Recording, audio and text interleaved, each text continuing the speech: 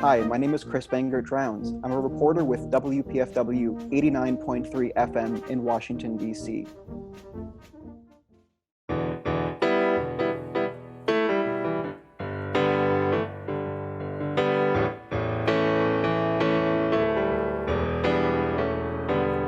You better listen, my brother, 'cause if you do, you can hear there are voices still calling from across the years. And they're crying across the ocean, they're crying across the land. Dear friends, welcome to the Labor Radio Podcast Network Profile Series highlighting the work of network members. The growing network of over 70 shows in 4 countries serves as a one-stop shop for audiences looking for labor content, and as a resource for labor broadcasters, podcasters, and content producers. My name is Evan Papp, and I produce Empathy Media Lab's podcast on labor, political economy, arts, and culture. We're a proud member of the Labor Radio Podcast Network. Today, I'm speaking with Chris Bangert-Drowns of the WPFW 89.3 FM network in Washington, D.C. So Chris, tell me a little bit about yourself, where you grew up, and what got you interested in organized labor. Sure. Thanks for having me on, Evan. Really appreciate it. And I really love the Labor Radio Podcast Network. I'm from Albany, New York. I'm the son of a professor and a union member. And I went to school in a school district that was severely underfunded and racially segregated, frankly. And it's the dual experiences, economic and racial, that I think influenced my early politics. I got involved in the Occupy Wall Street movement in 2011 when I was in high school, and that sort of added some clarity to my work. But it wasn't until I got to college and started working with the union on campus that I got a really clear sense of what the stakes were in the political fight in this country. And the background in Occupy helped frame my politics, but it was really the on-the-ground work with workers on campus and other student workers like myself who were on campus being paid less than the minimum wage that made this more than philosophical debate over is socialism a better path than capitalism, and made it real, made it tangible for me. And so I'm in the labor world now, I'm in the movement now, partially because of my experiences in high school that set the foundation for my politics, but also because of my real experiences and relationships built with folks when I organized on campus. And that campus being University of Maryland, College Park, right down the street. Indeed, sorry, I should have mentioned that. Yeah, and I went to grad school there at the School of Public Policy, and also was very active in Washington, D.C. around Occupy. And I thought it was such an important framing, the 1%, even though it's more of like the 0.000%. Sure. And framing it though, Wall Street and its banks, its international cartels, its corporations, all in the guise of Wall Street. And I think we need to reframe the struggle, at least partially, on Wall Street as well. So definitely. I think it spoke to sort of a general perspective that I think a lot of union members and labor movement members share, but it was a sort of broader political perspective that maybe was lost in the neoliberal era, and I'm really glad it's back. So a lot of people may not be aware of labor news or interested in labor news. Why do you think unions and organized labor are important and should be covered? I think most of our listeners understand why labor is important, right? Workers make this country operate. If it's the basic principle of where worker power comes from. If workers withhold their labor, this country does not move. So labor is the foundation for all this country does. The wealth that this country is built is founded on labor. And that kind of is the basic reason why labor should be covered. It's a relevant political force, it's a relevant social force in this society, and deserves attention. And not just that, but I think a lot of folks in our network are interested in the history of the labor movement as well. And I'm a bit of a history nerd too, in that I think understanding where we've been helps us understand where we are now and where we're going in the future. And labor has been such a crucial portion of this country's history that understanding the history of labor is crucial to understanding the present of our country and of course, understanding the present labor movement as well. In turn, our current labor movement will shape the future of this country, and having robust reporting on labor movements today will help future organizers think through their own difficulties and work they need to do going forward. Something you mentioned as well was about the history of labor, and you were talking about labor, and I always remember the Lincoln quote where labor precedes capital and it's superior to capital. It's what gives value to capital is the labor, and I was never taught that in school, unfortunately. And this is one of the things that we're doing in this network.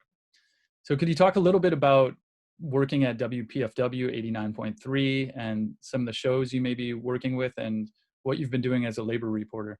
Sure. WPFW is a unique space, I think. It's a community organization, it's a community station, it's listener supported. And so we're a smaller outfit, but we're very tight knit. We've been in the city for 43 years now. And I think we represent a really important progressive voice in the nation's capital, in the belly of the beast. I work primarily on a news hour that we air every Monday morning called Monday Morning QB. And the sort of catchphrase for our show is a news program with a point of view, right? We understand that as reporters, we of course have to remain objective and have an adherence to the truth, but at the same time, we have values as human beings and as workers ourselves as well. And so our news program tries to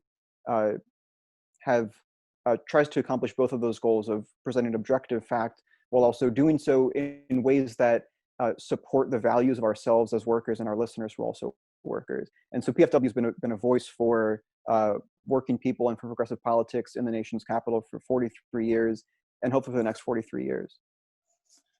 And you can also listen to it online.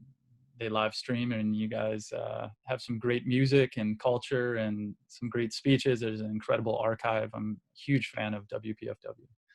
I got to say, we're jazz and justice is the theme of our station, and I think that parallels very, very nicely with the old labor adage of bread and roses, in that not only do we need material resources in order to survive, not only do we need justice, but we need jazz too. We need culture, we need life, we need vibrancy, we need the roses in the bread and roses. And so I think PFW is a real life manifestation of that bread and roses labor adage. So you're a member of the Labor Radio Podcast Network. Could you talk a little bit about why you think this network is important? I think the growth of the network represents the sort of resurgence of the labor movement that we're seeing today. There is more and more attention on rights in the workplace, dignity in the workplace, the value of work in our society, the power of the strike, the power to withhold labor. And I think having a media network to continue to disseminate information that informs that perspective, informs that resurgence of the labor movement is crucial. Without that sort of backbone of information, people are going to remain disconnected. And it's solidarity, obviously, as we all know, that really makes this movement effective. And I think as communicators, we're a really important cog in the solidarity wheel, so to speak. Looking into the future of organized labor, where do you see opportunity and hope? Optimistically everywhere. I think that in some of the industries that we haven't seen organized in the past, we're seeing organizing in fast food work, for example, and that's historic and needs to be understood as such.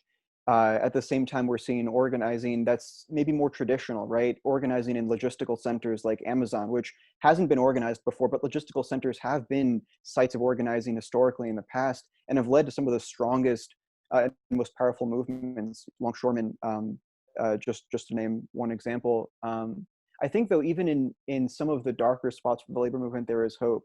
In the demolition of manufacturing jobs, I think there's hope in the sense that when you look at something like the Green New Deal, there's a vision for how we move an economy forward that doesn't leave behind people, right? There's thinking, there's real material policy and organizing to make sure that people aren't left behind. And I think that aspect of the labor movement is one of the brightest spots for me, that we're not just thinking about organizing new workers or organizing the unorganized. We're thinking about how do we bring along folks who have been, say, in the mining industry for 50 years, or in the coal, specifically in coal, which we know is dying and at some point will have to be phased out. How do we bring those folks along in a labor movement that they've been loyal to for their entire lives? How do we in turn show them loyalty and make sure they get trained up, make sure they get to keep their homes, make sure they get to maintain income. So I think even in the darkest spots, there's some silver linings.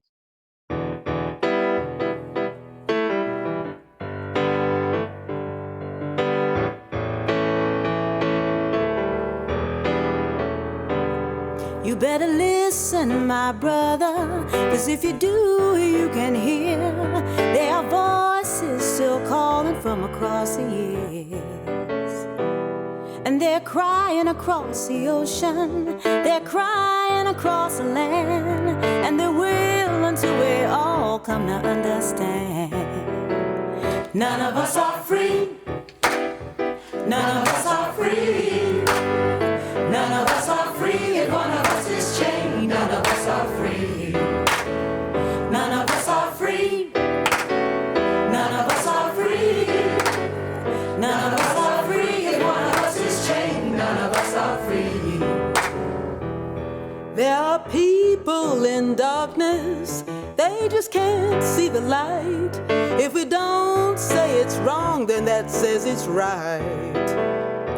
We got to feel for each other, let our brothers know we're here. Got to get the message, send it out all loud and clear. None of us are free, none of us are free, none of us are free, if one of us is chained, none of us are free. It's the single truth.